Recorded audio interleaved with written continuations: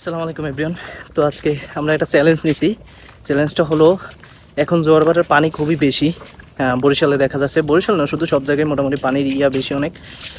তো এই পানির মধ্যে আমরা নদীর পাশ থেকে আমাদের বরিশালের ভাঙার পার যে রেস্টুরেন্টগুলো আছে ওই জায়গাগুলো মোটামুটি সবাই দেখে থাকবেন, বা বরিশালের মধ্যে যারা আছেন তারা অবশ্যই চিনবেন। তো আমরা নদীর পাড় থেকে ওই জায়গাগুলোয় যাব, আর এই পানির মধ্যে আমরা কিভাবে যাব এগুলো আপনাদের মাঝে তুলে ধরবো। জানি আমাদের অনেক কষ্ট হবে বা অনেক কিছু পার করে যেতে হবে, তারপরও চ্যালেঞ্জ তো চ্যালেঞ্জই। তো দেখা যাক, তো দেখতে থাকুন।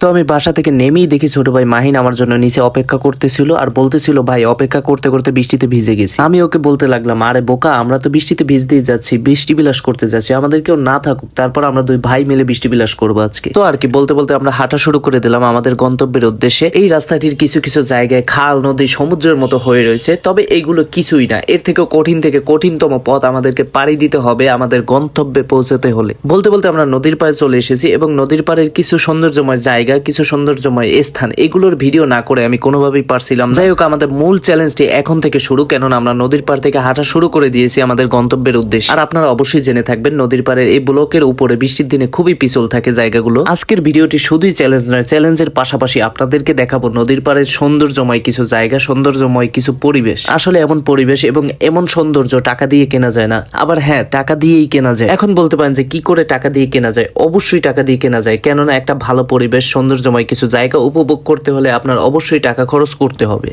গাইস, আজকে আমরা আসছিলাম বৃষ্টি বিলাস করতে বৃষ্টিতে। তো আমাদের ব্যাড লাক, আমরা বের হইছি, সাথে সাথে বৃষ্টি থেমে গেছে। আসলে বিষয়টা হচ্ছে এই ধরনের বৃষ্টি আমাদের জন্য না। এগুলো যারা কাপল আছে, হাজবেন্ড ওয়াইফ, গার্লফ্রেন্ড বয়ফ্রেন্ড, এরা এই বৃষ্টি বিলাস করতে পারবে, কারণ আমাদের তো কপালে নাই এগুলো। যাই হোক, যেতে যেতে আমাদের চোখে নদীর পাড়ে ছোট একটি চায়ের দোকান পড়েছে, আর আমরাও হাঁটতে হাঁটতে একটু হাঁপিয়ে গিয়েছি, যে কারণে এখানে আমরা একটু বসবো, একটু চা খাবো, দেন আবার আমাদের গন্তব্যের উদ্দেশ্যে রওনা হব। আমাদের চা খাওয়া শেষ হয়েছে এবং আমরা আবার আমাদের চ্যালেঞ্জ পূরণ করার উদ্দেশ্যে রওনা হলাম। আসলে এই জায়গাটা আমাদের খুব বেশি ভালো লাগছে, এই জায়গাটা খুবই সুন্দর একটা জায়গা ছিল। আর আমি তো আগেই বলেছিলাম যে আমাদের এই ভিডিওটির মূল উদ্দেশ্য শুধু চ্যালেঞ্জ পূরণ করাই নয়, চ্যালেঞ্জ পূরণ করার পাশাপাশি আপনাদেরকে খুব সুন্দর সুন্দর ভিউ দেখাবো। আমাদের এই অবধি আসছে যতটুকু বাধা বিপত্তি আমাদের সামনে পড়েছে, তার মধ্যে এই জায়গাটা পার হওয়াটা খুবই ডিফিকাল্ট ছিল। গাইস, তো দেখতে পাচ্ছেন আপনারা, এই যে নদীর পাড়ে এত পানি, এই বাধাগুলো পেরিয়েই আমাদেরকে যেতে হবে আমাদের গন্তব্যস্থানে। তো এরকম অনেক বাধা পড়বে আমাদের সামনে, এগুলো আমাদেরকে পার হতে হবে।